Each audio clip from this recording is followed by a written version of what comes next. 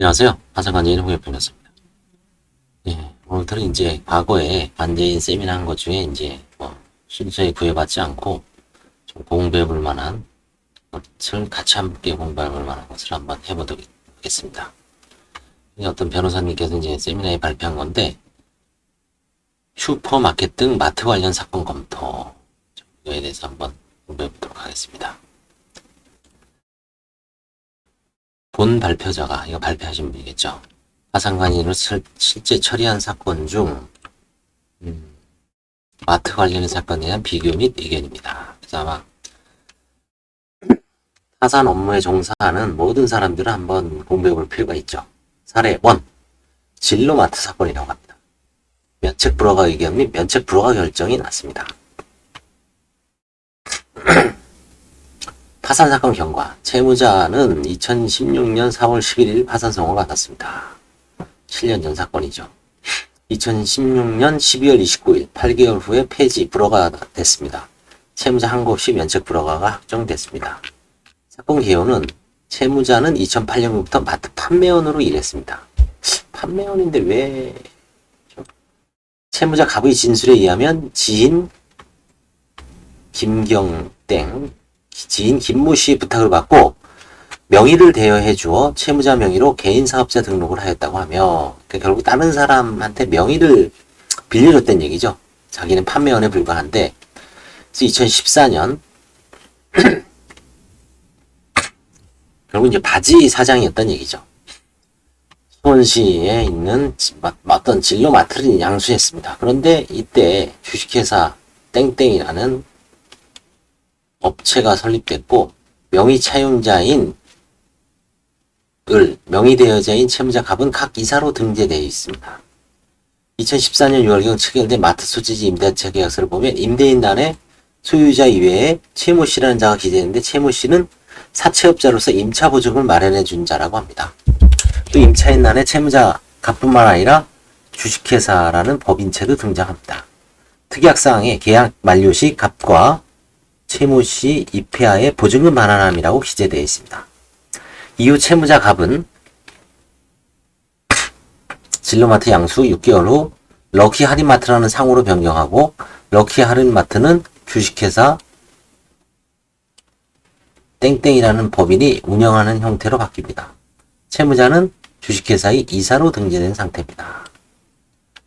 결국 진로마트 또는 럭키 할인마트의 사업자금 금융 내역을 보면 이모 씨라는 자의 입금 내역 출력이 나타나는데 이모 씨는 채무자 갑의 남편입니다. 채무자 갑이 진로마트를 인수한 후 매출액은 2014년 6월부터 2014년 6월 30일까지 약 1억 4천, 14년 7월부터 10월까지는 무려 10만, 100만, 1000만, 5억, 10억, 13억입니다. 6개월 만에, 6개월간. 2015년 1분기는 1억 6천 등 매출액이 상당합니다. 영업량도 했습니다. 부가가치세 1,400, 종합소득세 6,900, 세금 체납했죠. 2015년경 채무자 갑이 신모 씨에게 럭키 할인마트 내지 주식회사 양도하면서 실제로 받은 양수도 대금은 전혀 없다고 했습니다. 따라서 파산 채무자 갑의 남편 이모 씨가 이 진로마트를 양도한 직후에 서울 노원에다가 또 땡땡 농수산마트라는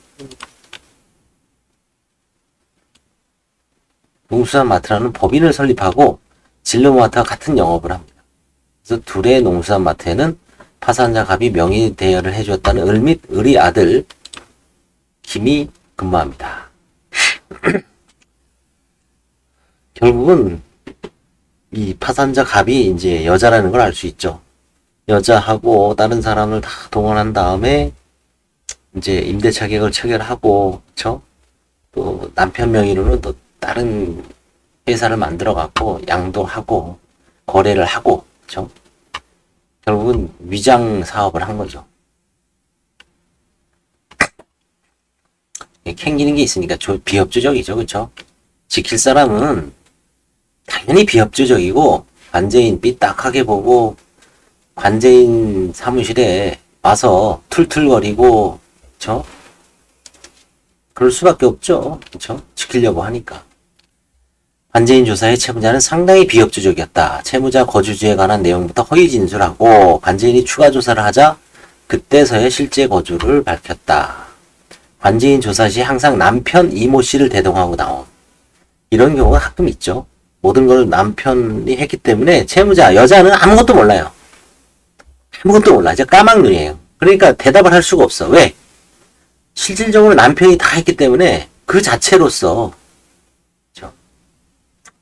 구체적인 관제인의 질문에 당연히 남편 이모 씨가 상세하게 설명합니다. 결국은 내가 바지였고 내가 실질 오너고 내가 실질적인 행세를 했다라는 것을 자인하는 꼴이죠. 채무자는 상고를 졸업하여 회계에 관하여 잘 알고 있다고 판단되었고 채무자가 진로마트를 운영하지는 않았지만 진로마트에서 입출금 및 회계 업무한 사실이 인정함. 그쵸? 뭐 여자분이 상고를 나와서 이제 격리 같은 업무를 하다 보면 당연히 남편이 운영하는 회사에 와서 입출금 및 격리 회계 업무는 도와줄 수도 있죠. 뭐라고 하는 건 아니죠. 채무자가 사업자 등록한 진로마트를 약 1년 6개월 운영 후 양도를 하였는데 새로운 양수인이 진로마트에서 근무하던 신모 씨는 자로서 채무자 관련성이 있죠. 결국 이거는 어떤 다른 분을 신모 씨라는 사람을 내세워서 양도받은 거겠죠. 진로마트 사업자 통장거래에 채무자 남편 명의의 입출금 내역이 나타나서 이모 씨의 관여가 사실이 확인됐고요. 채무자 남편 이모 씨는 진로마트 양도 후 서울에다가 또 진로와 유사한 둘의 농수산 유통, 그렇죠? 농수산 유통이라는 마트를 또 실제 운영했습니다. 그리고 땡땡 농수산 마트에 채무자가 명의를 빌려주었다는 김모 씨 및 그의 아들이 근무하고 있고 진로마트 양수인을 하는 신모 씨도 근무합니다. 이게 이제 처음에 그 진술을 설계를 할 때 채무자가 이 김모 씨하고 그의 아들에게 명의를 빌려줬다. 남편을 보호하기 위해서죠. 그리고 나는 그 사람들이 어떤 바지로서 뭐 근무를 하다가 결국은 망했다. 그러니 면책을 해달라. 근데 결국은 이것도 이제 남편을 보호하기 위해서 다른 사람을 들러댄 거겠죠. 채무자가 진로마트의 회계 업무를 본 사실 및 남편 이모 씨 입출금에 관여한 사실, 이모 씨의 진로마트 같은 업종 마트를 운영하는 점, 진로마트 양수인인 신모 씨가 채무자 남편이 운영하는 농수산 마트에 근무하는 점들을 고려하면 결국은 이 채무자와 남편의 주위에 뭐 우리가 이제 지구라면은 위성이 있죠. 그 주변에 이렇게 떠도는 별이죠. 다 결국 중심은 채무자 및 남편이고 특히 남편이죠. 남편이 중심이고 이 채무자 그 다음에 신모 씨, 그렇죠? 진로마트 양수인의 신모 씨, 그 다음에 김모 씨 및 그 아들 이런 사람들이 다 남편과의 어떤 역학관계가 관련이 있기 때문에 진로마트 실제 운영자가 채무자 남편 또는 남편으로 이제 관제인이 본 거죠. 채무자가 진로마트 양수 후 금융위가 대출금을 받고 또 거래처로부터 외상 매입을 받은 후 이를 매각한 금원을 은닉하고 파산 면책에 이른 것으로 판단하여 면책 불허가 의견을 개진했다. 결국 이 진로마트 자체도 남편이 내세운 사람에게 이제 허위 양도한 다음에 뭔가 공작을 꾸민 것 같아요. 그래서 결국은 면책 불허가 의견을 개진했고 면책 불허가 됐습니다.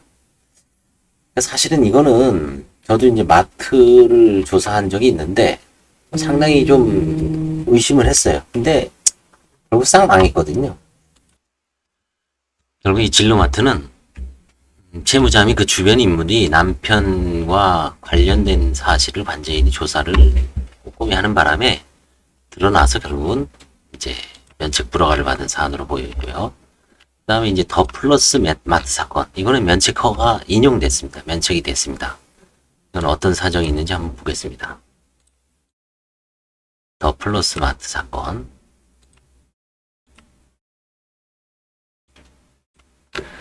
사건의 경황은 채무자는 이모 씨라고 하는데 2016년 10월 17일 선고됐습니다. 17년 5월달 해 넘겨서 한 7개월 후에 폐지가 됐고요. 폐지가 됐다는 건 배당이 없었던 얘기죠. 그 다음에 면책이 인용됐습니다. 더 플러스 마트 사건 전체 개요를 보겠습니다. 채무자 A는 2009년부터 우성마트, 단홍 할인마트 등 마트 종업원으로 종사했습니다. 채무자는 생계급여 일반 수급자, 의료급여 수급자, 주거급여 수급자입니다.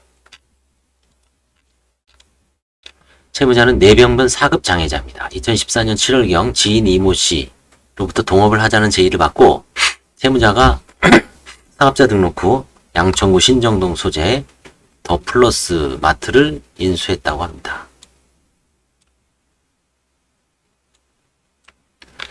이모 씨는 2004년경 부천에서 마트를 운영하는 자로서 채무자는 이모 씨가 운영하는 부천 마트에서 일을 한 적이 있습니다. 저 여기서 제가 이렇게 보니까 마트를 하는 사람들은 마트만 해요. 개인적으로 하다가 안 되면 다른 사람 내세워서 하고 법인 운영해서 하고 뭐 한두 개만 하는 게 아니에요. 이걸 여러 개 운영하시더라고. 비슷하죠. 여기도 이제 바지 내세웠죠. 이 사람 이거는 결국 채무자는 좀 뇌병변 장애자로 어떻게 이용당한 느낌이 나죠. 영업권 및 시설 양수도 계약서를 보면 양도인란에 더 플러스 마트 이전 사업자인 이모 씨 외에 이모라는 자가 기재되어 있고 양수인란은 채무자 이외에 그쵸. 이거 이제 실질적인 양도인도 2명, 양수인도 채무자 외에 또 한 명이 더 있습니다.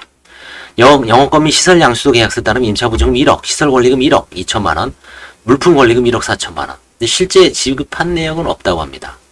계약금 4천만 원 기재, 나머지 대금 양도인이 운영 중 발생한 거래처 미지급금 채무는 양수인이 승계하는 것으로, 그러니까 돈 받아 가져라는 얘기죠. 구체적인 미지급 채무가 얼마인지 기재가 안 됩니다. 채무자는 임차보증이나 권리금 등에 관한 아는 바가 없다고 합니다. 그쵸? 완전히 바지죠. 바지 중에서 핫바지죠. 다만 사업자 등록 후 영업한 지 4개월 후 사채업자가 나타나 임차보증으로 빌려준 1억을 변제하라고 해요. 이모 씨 등이 이게 아마 이제 실질적인 오너가 아닌가 싶습니다. 이모 두 분이 사채업자 1억 원을 차용하여 임차보증을 마련하는 사실을 알게 되었다고 합니다. 폐업 후 재고자산 처분 내용 및 받은 금원에 대해 채무자는 아무것도 모르죠. 잘 모르고 이모 씨 이 두 사람이 실질 오너인 것 같죠. 처리하였으며 특히 플러스 마트 내 정육점 임차인인 자신이 전차보증을 받기 위해 물품들을 처분한 것으로 안다고. 그쵸, 정육점. 이 마트는 보니까 마트 여러 코너가 있죠. 정육 코너도 있고 해산물 코너도 있고 과일 코너도 있고 채소 코너도 있고 그 다음에 무슨 한쪽에는 또 이런 파는 김밥 같은 거 파는 분도 있을 수 있고요. 조그만 마트에 이마트 말고요. 동네 연세점만 하더라도 이런 코너가 5개, 6개가 되는데 그 코너를 전부 전세를 주죠 또. 그래서 나중에 보면 마트 하나 망하면은 피해자가 어마어마하죠 또. 사업자 등록 직후 금융위가 대출을 받았습니다. 대출금은 채무자 통장을 입금되었다 곧바로 현금으로 출금되고요.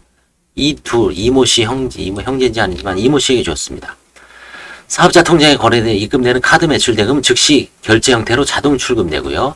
채무자 진술에 의하면 채무자 자신은 왜 출금이 되는지 모르며 자동 출금된 사실도 파산 조사 과정에서 거래 내역을 발급되어 알게 되었다고 합니다. 채무자는 1,100만 원 상당의 부가가치세 및 종소세까지 체납되어 있습니다. 2014년 7월부터 2014년 11월 28일까지 약 4개월간 매출액이 3억입니다. 그 다음에 2014년 11월 폐업했습니다. 채무자는 이모 씨 형제에 대하여 주민등록번호, 연락처, 주소도 알지 못하고 형사고소나 민사소송도 못합니다. 채무자 부채는 거의 대부분이 플러스마트 인수하면서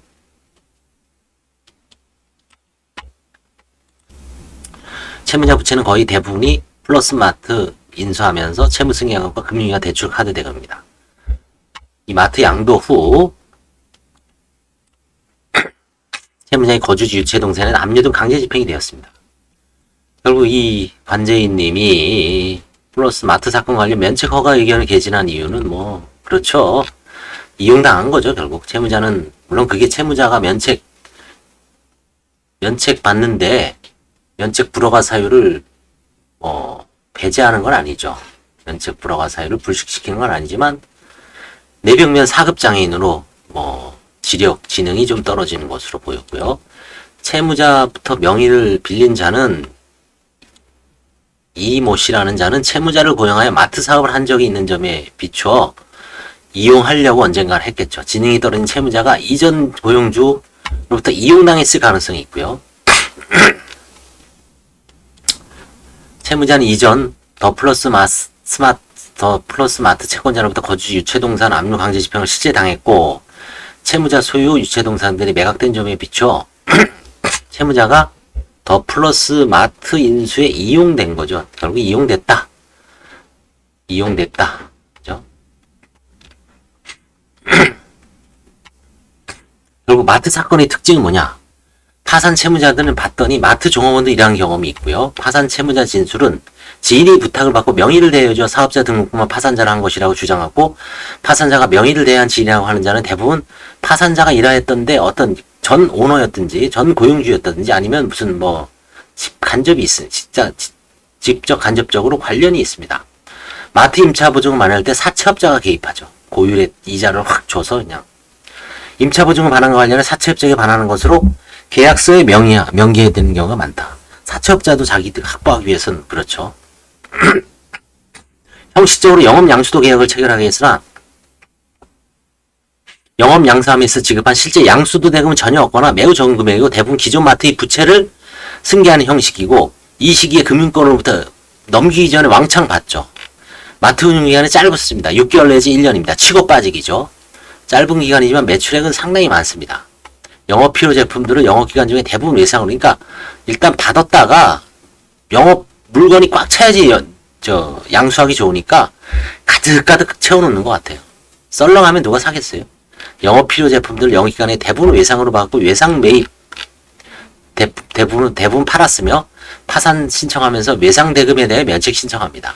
그러니까 자기네는 외상 받은 거를 띄어먹고 외상 물품은 다 팔아서 그거는 이제 돈을 주고 있는 거죠. 그 다음에 세금도 두려워하지 않습니다. 세금 체납 당연한 거고, 그리고 다시 영업 양수도 계약 형태로 또 넘깁니다. 이때 파산자는 관제인이 권리금 및 재고자산에 관한 처분 내역 등에 관하여 질의하면 자신은 관여하지 않고 실제 운영했던 명의 차용자가 넘겨서 자신은 아는 권이 없다고 합니다. 그러나 파산자는 마트에서 종업원으로 계속 일은 하였다고 합니다. 월급 한 200이든 300이든 일정 정도 대가는 받을 거예요. 파산자는 부탁을 받고 지인에게 명의를 대여해주어 많은 부채를 지게 되었음에도 불구하고 실제 운영자라고 주장하는 명의 차용자에 대한 형사고소나 민사소송을 당연히 하지 않죠. 짧은 기간 운영 후 마트를 다시 양도하는데 새로운 양수인에 대해 파산자의 진술은 파산자로부터 명의를 차용한 실제 운영자의 지인이어서 자신은 잘 모른다고 하나, 벼서해보면 대부분 새로운 양수인은 파산자도 아는 사람이고, 특히 새로운 양수인은 파산자가 운영한 마트의 종업원인 경우가 많습니다.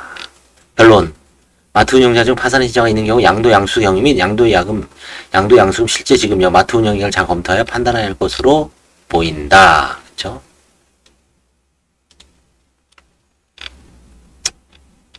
(2017년)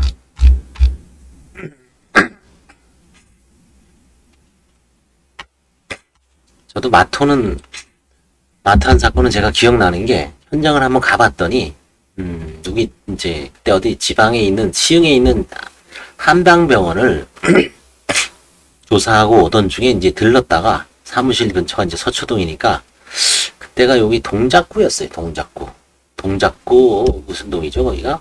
흑석동인가? 중앙대에 있는데요. 거기에 있는 어떤 마트인데, 그때는 보니까 마트를 처남인가 누구한테, 친인척한테 넘겼어요. 현재 가보니까 장사가 잘 되진 않는데, 결국 이제 편파 변제죠. 편파 대물 변제죠. 그 처남이라는 사람도 상당히 많은 손실을 봐서 대신 너가 운영해서 최대한 빼라, 그렇게 했던 것 같아요. 넘겨놓고 왔는데 결국 이제 일정 금액을 한가를 했습니다. 장사가 잘 되진 않아 보여서 한 몇천 받고, 권리금 같은 것도 없고, 상당히 가보면 알아요. 이게 뭔가 좀 좋은 목에 있는 동네에 이렇게 쑥 박힌 매점이고, 매장이고. 그 외에는 이제 최근 얼마 전에는 이제 두 개를 하나는 법인으로 운영하다가 하나는 개인으로 운영하다가 이제 하나는 또 수원인가 어디 있었어요. 그러니까 이 마트를 운영하는 사람들은 계속 마트와 관련된 사업만 합니다.